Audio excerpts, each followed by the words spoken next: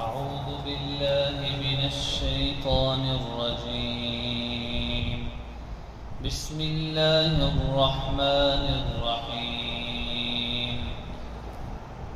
لقد نصركم الله في مواطن كثيرة ويوم حنين إذ أعجبتكم كثرتكم فلم تغن عنكم شيئا وضاقت عليكم الأرض بما رحبت ثم وليتم مدبرين ثم أنزل الله سكينته على رسوله وعلى المؤمنين وأنزل جلودا لم تروها وعذب الذين كفروا وذلك جزاء الكافرين. ثم يتوب الله من بعد ذلك على من يشاء والله غفور رحيم. يا أيها الذين آمنوا إنما المشركون نجس فلا يقربوا المسجد الحرام بعد عامهم هذا وإن خفتم عيلة فسوف يغنيكم الله من فضله إن شاء إن الله عليم حكيم. سورۃ التوبہ کی آیت نمبر 24 سے آیت نمبر 27 تک کی تلاوت کی گئی ہے. یہ وہ آیات ہیں کہ جن میں اللہ رب العزت نے مسلمانوں کے ابتدائی دور میں جب غزوات ہوا کرتے تھے، اور یہ مکی وہ دور ہے کہ جس میں مسلمانوں کو سخت تکلیفیں دی جاتی تھیں، تو اللہ رب العزت نے مدینے میں ہجرت کرنے کا حکم دیا. تو اس کا تعلق سیرت النبی صلی اللہ علیہ وسلم سے بھی اس طور پر ہے کہ آپ صلی اللہ علیہ وسلم کے قول، فعل اور عمل، ان ساری چیزوں کو سنت قرار دیا اور ان پر عمل کرنے والے کو دنیا اور آخرت کی کامیابیوں سے نوازنے کے اللہ رب العزت نے وعدہ کیا ہے. تو یہ جو آیات ہیں، ان آیات میں اللہ رب العزت نے ایک غزوے کی طرف اشارہ کیا کہ جس کا نام غزوہ حنین ہے. اس میں جملے میں فرمایا کہ وَيَوْمَ حُنَيْنٍ. ہوا یہ تھا کہ ابتدائی اسلام میں جب سب سے پہلا جو غزوہ ہوا، پچھلی آیات میں پچھلے اتوار کو یہ بیان کیا، غزوہ بدر میں مسلمانوں کی تعداد تھی تھوڑی، 313 329 کم تعداد تھی. اس کے مقابلے میں جو کفار تھے وہ 1000 تھے. تو اس موقع پہ مسلمانوں کے دل خاص طور پہ اللہ کی طرف متوجہ تھے.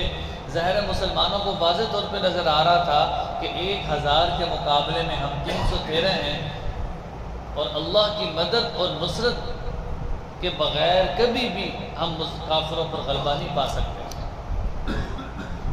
تو جب ان کی نظر اللہ پر تھی، اللہ کے خزانوں پر تھی، تو اللہ رب العزت نے فرشتوں کے ذریعے سے مسلمانوں کی مدد کی اور مسلمانوں کو فتح نصیب فرمائی. اسی یہ سلسلہ چلتا رہا یہاں تک کہ 7-8 ہجری میں جب مکہ فتح ہوا، تو یہ وہ مکہ فتح تھا کہ جس کو فتح مبین کہا گیا کہ یہ بہت بڑی فتح ہے. یہاں تک کہ سورۃ النصر کی جو ہم تلاوت کرتے ہیں نا کہ اذا جاء نصر اللہ والفتح ورأيت الناس يدخلون في دين الله افواجا، کہ جس میں جوگ در جوگ لوگ اسلام میں داخل ہوئے. کیونکہ آپ صلی اللہ علیہ وسلم کو وہی مکہ کہ جس سے تنگ آ کر، کفار کی تکلیف سے تنگ آ کر آپ صلی اللہ علیہ وسلم نے مکہ کو چھوڑا، آج وہ دن تھا کہ آپ صلی اللہ علیہ وسلم دوبارہ اس مکہ میں آ گئے. اور آپ صلی اللہ علیہ وسلم نے اعلان کیا کہ آج کے دن جو اپنے گھر میں داخل ہو جائے گا وہ امن والا ہوگا. یوں بغیر لڑائی کے مسلمانوں نے کثیر تعداد میں وہاں پر اللہ رب العزت نے فتح مکہ عطا کیا.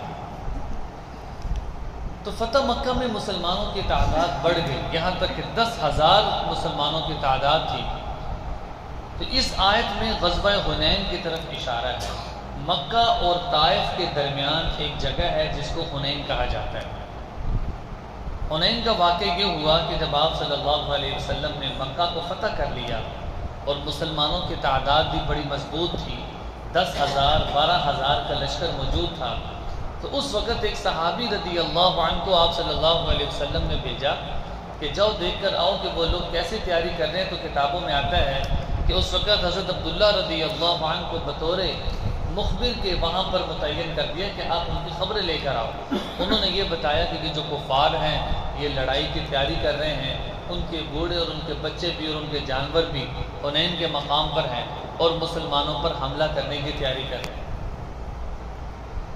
جب یہ بات ہوئی تو آپ صلی اللہ علیہ وسلم نے بھی جنگ کا اعلان کر دیا کہ ہم حنین کے مقام پر کفار کے ساتھ لڑیں گے۔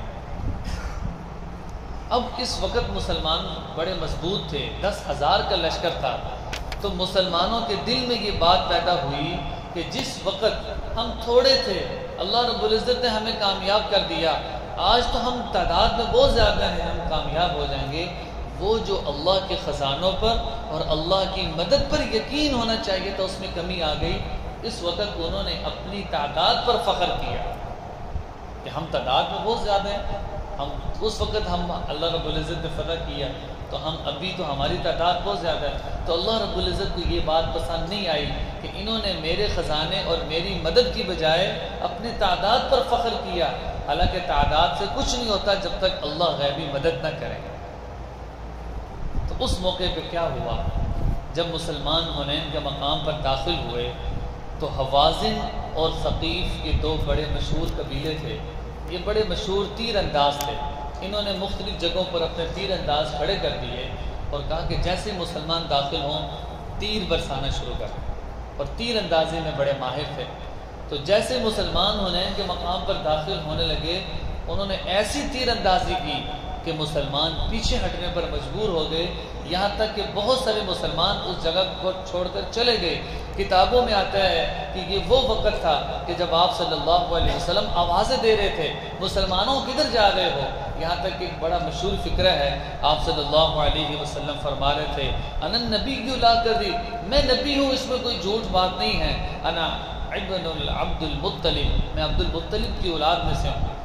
آپ صلی اللہ علیہ وسلم آوازیں دے رہے ہیں، صحابہ قریب تھے، تو یہاں تک کہ مسلمانوں کو بڑی مشکل دوبارہ ایک جتھا ہوا اور پھر اللہ رب العزت نے مسلمانوں کو فتح دی۔ تو یہ جو پہلا مرحلہ مشکل کا تھا، تو یہ مشکل کیوں آئی؟ اس وجہ سے کہ مسلمانوں نے اپنی اکثریت پر یقین رکھا۔ تو ان آیات میں اس بات کی طرف اشارہ ہے کہ ترجمہ دیکھیے، لقد نصرکم اللہ فی مواطن کثیرۃ ویوم حنین، یقیناً اللہ نے تمہیں بہت سارے میدانوں میں فتح نصیب کی ہے، ویوم حنین، اور حنین کے مقام پر بھی اللہ نے فتح دیا، اذ اعجبتکم کثرتکم، کہ جب تم اپنی کثرت پر فخر کر رہے تھے، فلم تغن عنکم شیئا، لیکن اس چیز نے تمہیں کوئی فائدہ نہ دیا، وضاقت علیکم الارض بما رحبت، زمین باوجود وسعت کے تم پر تنگ ہو گئی تھی، ثم ولیتم مدبرین، اور پھر تم پیٹھ پھیر کر پیچھے جا رہے تھے۔ تو یہی اس واقعے کی طرف اشارہ ہے۔ ثم انزل اللہ سکینتہ، پھر جب مسلمانوں کو یہ پتہ چل گیا کہ تعداد سے کچھ نہیں ہوتا، ہماری 10,000 کی تعداد ہے، اس کے باوجود بھی ان لوگوں نے ہمیں پیچھے ہٹنے پر مجبور کر دیا، تو اللہ فرماتے ہیں ثم انزل اللہ سکینتہ، پھر ہم نے اللہ رب العزت نے تسکین کو نازل کیا علی رسولہ، اپنے رسول پر، وعلی المؤمنین، مومنین پر، وانزل جلودا لم تروہا، اور اللہ نے آسمان سے ایسے لشکر اتارے کہ جس کو تم دیکھ نہیں سکتے تھے، وعذب الذین کفروا، اور اللہ نے کافروں کو پوری سزا دی، وذالک جزاء الکافرین، اور اللہ فرماتے ہیں کہ یہی کافروں کا بدلہ ہوتا ہے۔ ثم یتوب اللہ، پھر اس کے بعد بھی جس پر چاہے اللہ اپنی رحمت متوجہ فرماتا ہے، واللہ غفور الرحیم۔ اگر ان کے دل میں یہ بات ہے کہ واقعتاً ہمارے دل میں فخر محسوس ہوا کہ ہماری تعداد زیادہ ہے، تو وہ دل ہی دل میں پشیمان ہوئے، تو فرمایا کہ واللہ غفور الرحیم، اللہ ہی بخشنے والا اور بڑا رحم